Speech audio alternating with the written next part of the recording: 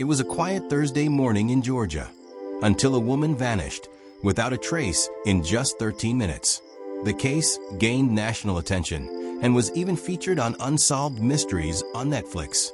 On the morning of April 15, 2004, everything seemed normal at Tambers Trim and Tan in Cumming, Georgia. But in about the same time it takes to heat a microwave meal, a life was completely upended. At 11:37 a.m., salon owner Patrice Endres answered the phone to book an appointment. Just 13 minutes later, at 11:50 a.m., another call came in. This time, no one picked up. In that tiny window of time, Patrice Endres had vanished. Her purse and keys were sitting on the counter, her lunch was left untouched, and her car had been moved to a strange angle in the parking lot. There were no witnesses to what happened and no signs of a struggle, just a heavy, eerie silence. The investigation that followed would lead police down a dark road, uncovering a troubled marriage and the disturbing confessions of two different serial killers. And even now, one question hangs over it all. What happened in those 13 minutes? Before she was the subject of a mystery, Patrice Endres was a vibrant 38-year-old mom and business owner. Her salon, Tambers Trim and Tan, wasn't just a job. It was a dream she had built from the ground up. Her clients weren't just customers, they were friends. And at the absolute center of her world was her son, Pistol Black. They shared an incredibly close bond, and the morning she went missing started just like any other. She dropped him at school, they said their I love yous, and she headed off to open the salon. It was the last time he ever saw her. Everyone in the community seemed to love Patrice and her warm personality. But behind closed doors, things were a lot more complicated. She was in her second marriage to a man named Rob Endres. According to her son and her friends, the marriage was falling apart, and Patrice was secretly making plans to file for divorce. That tension, quietly bubbling under the surface of her life, would quickly become a major focus for investigators. Thursday, April 15, 2004, began with routine and ended with a riddle. The timeline of what happened is both incredibly precise and terrifyingly brief. We know that at 11:37 a.m., Patrice was fine. She took a phone call and scheduled a client, confirming she was in the salon working. Just 13 minutes later, at 11:50 a.m., another client called. But the phone just rang and rang. In that impossibly short window, something terrible happened. Investigators believe she was abducted sometime between those two calls. Two different people later told police they saw a small blue car, maybe a Chevy Lumina or a Ford Taurus, parked out front around that time. One of them also saw a man and a woman near the vehicle, but couldn't make out what was going on. By the time the next client showed up around noon, the salon was empty. The scene wasn't one of violence or chaos, but of a life that had been instantly, inexplicably paused. When customers walked into Tambers Trim and Tan that afternoon, the first thing they noticed was the silence. The front door was unlocked, but Patrice was gone. On the counter were her purse and car keys, two things a person never leaves behind voluntarily. Her lunch was sitting next to the microwave, never eaten. The cash register was open and empty, which made it look like a robbery. But the strangest clue was outside. Patrice's SUV, a Chevrolet Tahoe, wasn't parked in its usual spot. It had been moved and left at an odd angle near the front door. This detail made no sense. Why would an abductor, presumably in a hurry, take the time to move the victim's car? Or had Patrice moved it herself, forced by whoever was with her? There were no signs of a fight, no blood, no anything. Just the silent evidence of a moment frozen in time. The scene was so clean, one investigator said it was as if she had just evaporated. As investigators started looking into Patrice's life, the first person they focused on was her husband, Rob Endres.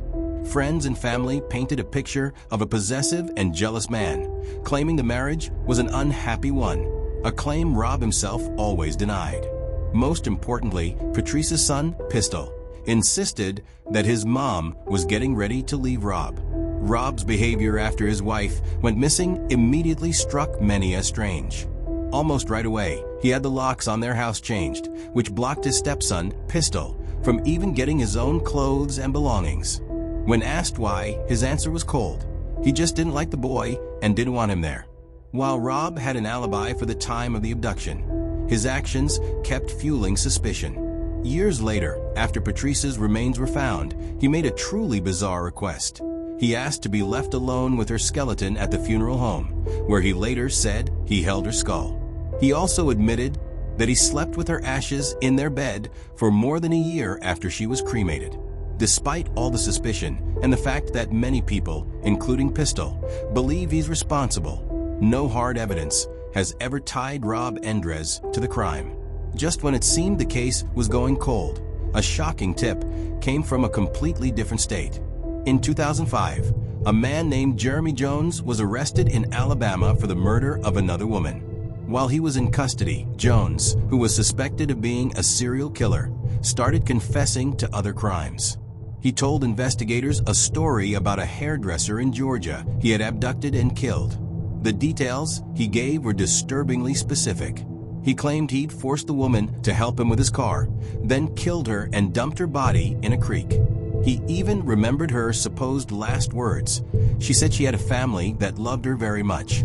She started crying, which started to make me cry. For a moment, some investigators were convinced they had their guy, believing he knew things only the killer could know. But the whole confession just fell apart. Jones later took it all back, saying he'd made the story up to get better food and special treatment in jail. On top of that, the creek where he said he dumped the body was 70 miles from where Patrice's remains were eventually found.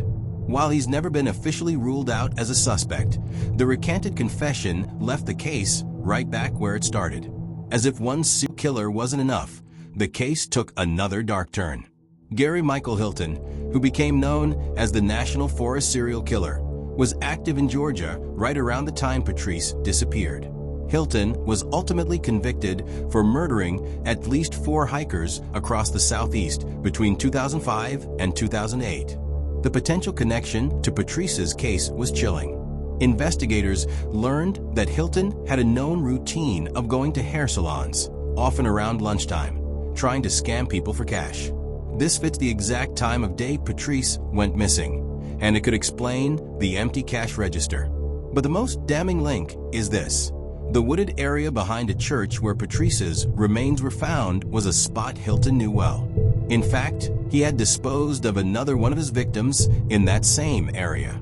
While there's no physical evidence tying Hilton to Patrice's murder, the circumstances are so strong that many investigators consider him a top suspect. For 600 agonizing days, Patrice Endres's family lived in a state of limbo. That nightmare ended on December 6, 2005, when her skeletal remains were found in a wooded area behind Lebanon Baptist Church in Dawson County, about 11 miles from her salon. It confirmed everyone's deepest fear. Patrice had been murdered. Because of how long the remains had been exposed to the elements, forensic analysis was tough, but her death was officially ruled a homicide. As police combed through the scene, they realized a critical piece of evidence was gone. Patrice's very distinctive wedding ring, a set of 2 14-karat gold bands soldered together, holding a large marquee-cut diamond, was missing. It has never been found. Investigators believe the ring might be more than just stolen jewelry. It could be a trophy the killer took. They hold out hope that even today someone somewhere might recognize that unique ring and finally provide the clue that blows this case wide open. Over 20 years have gone by since Patrice Endres vanished from her salon in the middle of the day. The case is still cold, a haunting puzzle with too many pieces that just don't seem to fit. Was it a simple robbery that went horribly wrong? Was it a crime of passion planned by a jealous husband? Or was Patrice just the random, tragic victim of one of the 2 serial killers who were stalking the state of Georgia? The questions just hang there, leaving a wake of pain for the people who loved her, especially her son, Pistol. He has now spent his entire adult life looking for answers and fighting for justice for his mom. The whole mystery seems to be locked inside those 13 minutes on a spring morning back in 2004. Someone knows what happened. Someone knows who took and murdered Patrice Endres. And someone might have seen her missing ring. The Georgia Bureau of Investigation and the Forsyth County Sheriff's Office are still actively working on this case and are asking for the public's help. What do you think happened in those 13 minutes? Was it her husband, a serial killer, or someone else entirely? Leave your theory below. And if you want more deep dives into the world's most haunting true crime mysteries, subscribe to True Crime Files Uncovered, because the truth doesn't stay buried forever. It resurfaces here